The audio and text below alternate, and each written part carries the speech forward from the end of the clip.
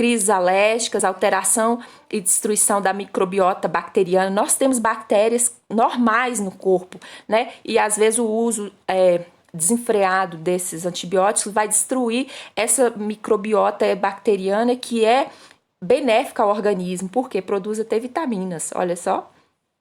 Outro ponto aí, né, seleção de bactérias resistentes. Às vezes a pessoa consome uma dosagem alta, né, e acaba fazendo com que as bactérias se tornem resistentes a esse antibiótico, né? Então, por isso que é necessário uma prescrição médica, tá? É só por meio de receita também, né, que consegue comprar aí um antibiótico na farmácia. Aqui vem mostrando sobre um exame chamado antibiograma, né, que é um método para determinar a ação dos antibióticos sobre as bactérias. Geralmente é utilizado aí o quê? Uma placa de Petri, que é uma placa de vidro, tá? Usada em laboratórios aí.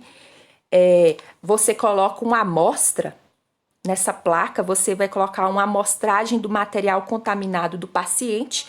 Pode ser urina, as fezes, o escarro ou o próprio sangue, né? Coloca nessa placa de Petri. E esse papel que vai estar aqui vai estar um disco de papel embebedecido por antibiótico, tá? Então é uma testagem mesmo. Onde não existem colônias de bactérias, significa que as bactérias não se desenvolveram, né? Então, é porque elas são sensíveis àquele antibiótico. Aí colocou aqui antibiótico RSCPTO, por exemplo, né? São amostragens aí de meio de cultura com a presença de bactérias, né? Então, o que observou? Analisando esse antibiograma aqui, devemos observar que quanto for a eficácia do antibiótico, maior será o halo claro. Então, por exemplo, ó esse O aqui. Esse antibiótico do tipo O aqui, o que vocês percebem? Que as bactérias elas não se multiplicaram nessa região, porque ele é eficaz. Agora, se a gente analisa aqui, por exemplo, em relação ao C, ao P, esse T, né? Observe o R e o O. Eles têm um halo claro ao redor, percebem? Isso fez com que essas bactérias não se multiplicassem. Então, de certa forma, é mais eficaz o R e o O, né? São símbolos para identificar aí qual tipo de antibactericida, tá? Então, analisando esse antibiogramas aí, a gente deve observar o quê? Quanto maior for a eficácia do antibiótico, maior será o halo claro, né? Ao redor do disco de papel, que maior será a área de bactérias destruídas ao redor do disco, né? Então, nesse exemplo aqui, o C, o R e o O, né? O C também tem um pouquinho, tá vendo? São os antibióticos mais eficientes contra a bactéria, né? Já esse ST, ó, não tem halo nenhum envolto, né? Branco. Então, por quê? As bactérias conseguiram se multiplicar aí com eficácia. Então, na verdade, esse antibiótico T e S aí não foram tão eficazes, vamos dizer assim, certo? Aí vocês leem também para tirar dúvidas. Aqui vem falando sobre o domínio das arqueas-bactérias, né?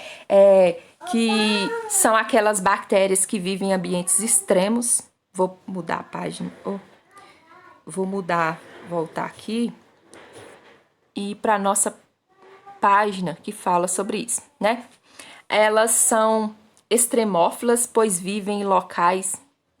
Não é aqui não, é aqui. Não, também não. Só um minutinho, gente. Não é lá mesmo, né? É aqui mesmo. Elas vivem em locais onde as condições são extremas. É porque eu tenho que voltar. Só um minutinho. Porque tá no finalzinho. É aqui, ó. Tá no finalzinho. Domínio Arquea. Fechar aqui. Domínio Arquea. Tá aqui.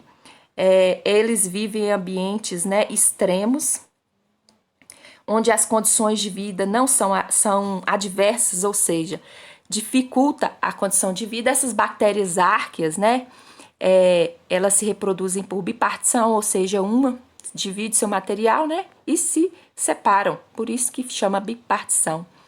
não ocorre aí transferência de material genético. Então, uma célula mãe vai ser idêntica à célula filha. Não há variabilidade genética, deve surgir só por mutação, por resistência aí. São organismos unicelulares e procariontes, ou seja, são bem simples. Antes eram denominadas arqueobactérias, mas atualmente, né, são chamadas apenas de árqueas. O que elas diferem das bactérias? Pelo fato da sua parede celular não ser constituída por peptidoglicano, lembra no assunto da aula passada, né? Aqui entre os tipos de árqueas bactérias existem as halófitas, termófilas e metanogênicas, né? As halófitas, halo aí quer dizer, olha só, halófidas extremas, halo quer dizer sal, né? Filo aí quer dizer afinidade, né? Então elas vivem em ambientes com alta salinidade, como o Mar Morto, né? Ambiente salgado. Termófila, imagina a bactéria vive em ambiente muito quente, né? Com a temperatura de água muito elevada, proliferando em temperaturas acima de 60 graus e 150 graus Celsius, né? Então ocorre aí em fendas vulcânicas. Por isso que elas são extremas, né? Vivem em ambientes aí onde outros seres vivos não conseguiriam sobreviver, vamos dizer assim, né? As árqueas bactérias também podem ser classificadas como metanogênicas, tem a ver com metano, por quê? Elas liberam o gás aí, metano, quando elas realizam aí o processo chamado quimiossíntese. É a forma aí que ela consegue sintetizar o alimento, né? A matéria orgânica. Então, vive em pântanos e também no tubo digestório de alguns animais. Ficamos por aqui.